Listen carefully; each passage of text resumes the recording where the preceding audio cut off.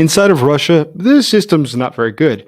We see a pattern breaking out, which is that the government's control is tightening, and the competence of that government is eroding, and ultimately it's the citizens of Russia who will pay for it. But there's a reason for this, and that reason is very simple. The regime of Vladimir Putin will do everything possible to keep its citizens weak, meek, and ignorant, because the more the population knows, the more of a risk it can pose to the Putin regime. And that's the very last thing that a regime like Putin's would want. So it's probably not surprising that they're reducing the amount of English that children now learn in school.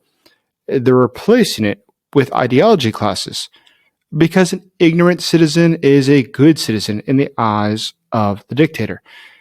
It's probably not surprising that at the same time we see that stages across the country and bookstores are being scrubbed of anything that would be considered unfriendly to the public sentiment. That just means that it might express something which the government doesn't like. But all of this is happening while we see the paychecks in Russia are shrinking, the fuel is running out, and the families are cutting spending because there's simply not enough money. Industry is collapsing, and Russia's war against Ukraine is faltering. These are all interrelated. But this is a system that is inherently untenable. And right now, it is wobbling. And it seems increasingly that the gust of freedom, the gust of wind coming, are approaching, day by day, the Kremlin's house of cards. My name is Jason Smart, and I'm here in Odessa, Ukraine. Obviously, the situation in Russia is not doing very well, and they're doing everything they can to silence dissent. That's not new, but it reaches new levels every day.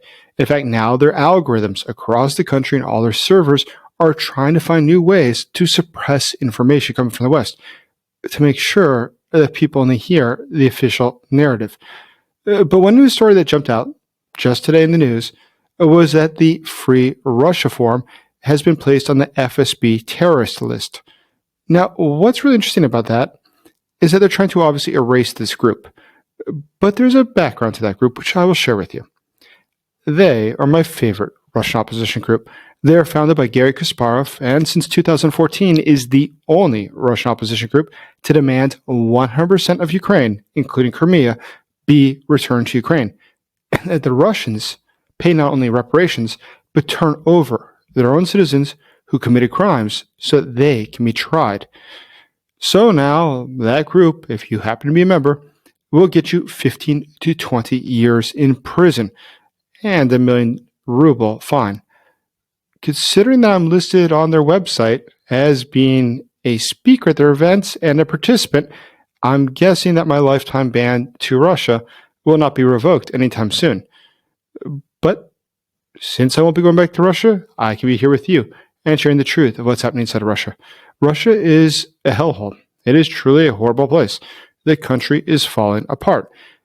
And it didn't have to be this way. It did not have to go the route that it did. But as you'll see today, this was a series of decisions. A series of decisions of Vladimir Putin, due to his hubris, his anger at the world, deciding to destroy his own country for his own financial gain.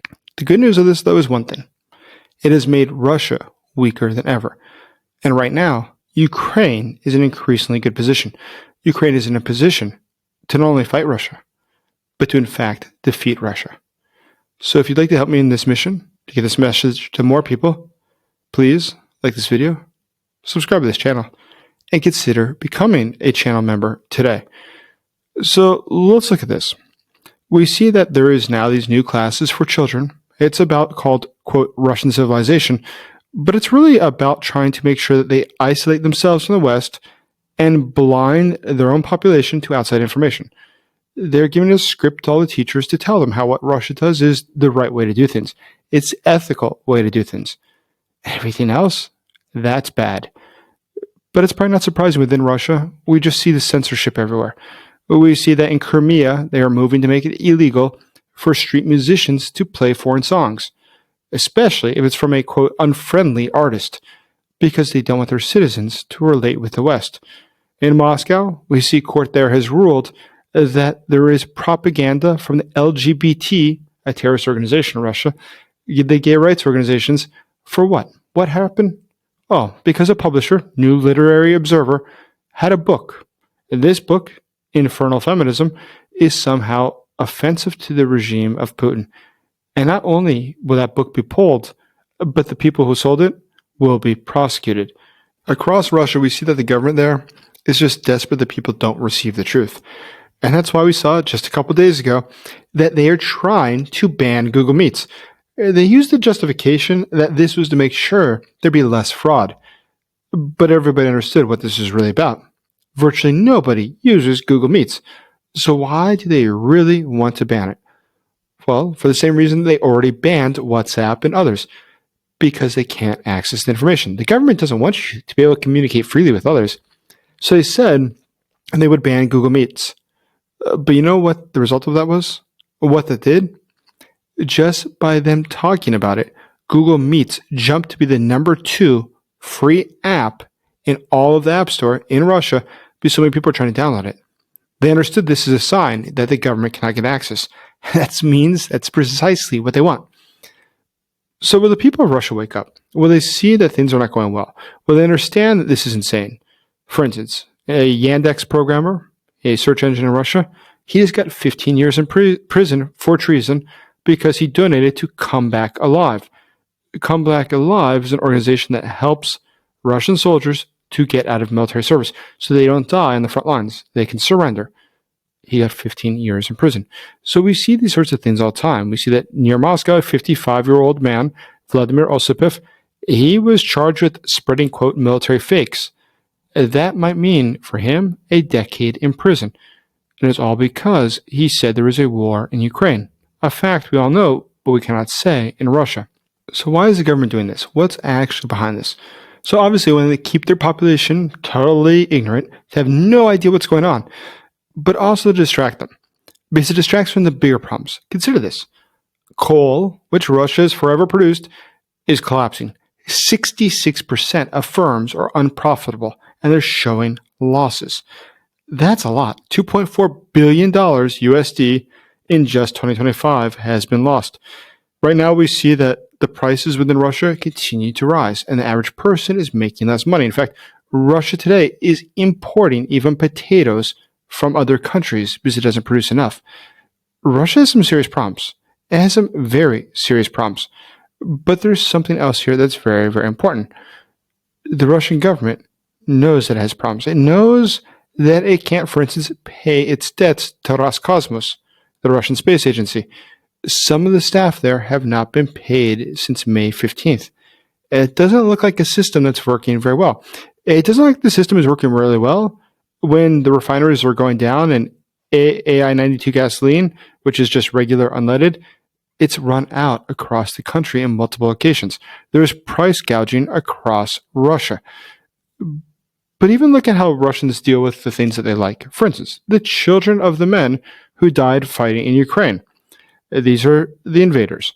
But still, they have parks for these children. Well, the reports coming out of these parks show how horrific they truly are. These children are treated just as their parents were. There's nothing there. There are rats, there's a lack of food, there's garbage that piles up. And that's how they deal with the children of their quote-unquote heroes. Children there have been poisoned and officials covered up. So that's how they deal with the children of their quote-unquote heroes. How do you think it works in the rest of Russia? Do you think they not all realize how absurd things have become?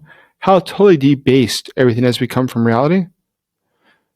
Increasing their signs that perhaps they do realize there's something going wrong. So in central Moscow, there is a crowd that came to meet the anniversary of Yevgeny Prigozhin, the founder of the Wagner Group, and they showed up with candles, they showed up with flowers, and they all know exactly the same thing. Prigozhin was killed for one reason alone, because he tried to kill Vladimir Putin. This is what happens. You try to kill Putin, you get killed. But the fact that people were showing up is a sign of defiance. The fact that they're showing up to something that's obviously dangerous, obviously something that Kremlin is very sensitive about, is a good sign. It shows that people within Russia are not totally passive. They understand what is going on, and they're within their limits to do something like come to the Prigozhin memorial, because officially the government didn't kill him. His plane just happened to explode a couple months after he just tried to overthrow the government. But the people of Russia realize something's wrong. They realize that something is going very wrong and they don't know how to fix it. But they do want to fix it. They are looking for solutions. And unfortunately, it doesn't seem it'll come soon. But why this is very good news is not because of the citizens. What they think or do not think, it ultimately does not matter very much to Russia's future or to Vladimir Putin. But what does matter, what's much more important, is that the elites in Russia notice this as well. The elites in Russia realize that their economy is very weak. At any moment, their economy very realistically could collapse. And they worry about that. How do they handle that? How do they deal with this? And they have no solution. However, they realize that Vladimir Putin and his arrogance is what got them into this. Vladimir Putin is unwilling to look at other options or to figure out how to improve his situation. Because of that, Vladimir Putin today is becoming increasingly an enemy of the people of Russia, but also of the elites, of those who control things, like the military and the intelligence service. And as we discussed yesterday, the fighting that's broken out between the intelligence and the military in Russia, it's significant. It's very serious. When you start arresting generals, that's a good sign that there is a full-on repression coming. But what that means is this. At some point, it would not take very much to have an oligarch or someone else come to the realization, if they're going to keep arresting these generals, maybe it's my time to make a deal with the general, to offer him a better life. Why don't we team up together to get rid of Putin? It'll protect him, it'll protect me, and we can rule the future of Russia. And if that seems not serious, fanciful, then check out how the history of how coups happen. That is how they happen. When a group of people put their self-interest, or what they identify as being the national interest, ahead of that of the current ruling elite, of the current leader. And in Russia, there is a history of that. It has happened before, which is actually one of the greatest predictors if it'll ever happen in a country, is if it has ever happened before. But neither here nor there. When we look at the Putin regime today, you can be absolutely certain, looking at all the economic data, the social data, the political data, the government is cracking down, but cracking down so absurdly, so tightly, that it's very hard for even anyone in Moscow or St. Petersburg to believe that all is truly well. And all this leads me to just one conclusion. The longer we go without the Putin regime realizing its error, the worse of a situation it gets itself into. And at the end of the day, what will take down the Putin regime will most likely be of Vladimir Putin himself, due to his arrogance, due to his hubris. He himself might very well be the cause of his own downfall. Thank you for watching. Please like this video. Please subscribe to this channel. Consider becoming a channel member today. Make sure you share the video with your friends. Share the video with your family. Put it on social media. And leave your comments below. I'm really curious what you think as well. Looking forward to reading your comments. As always, thank you for supporting Ukraine.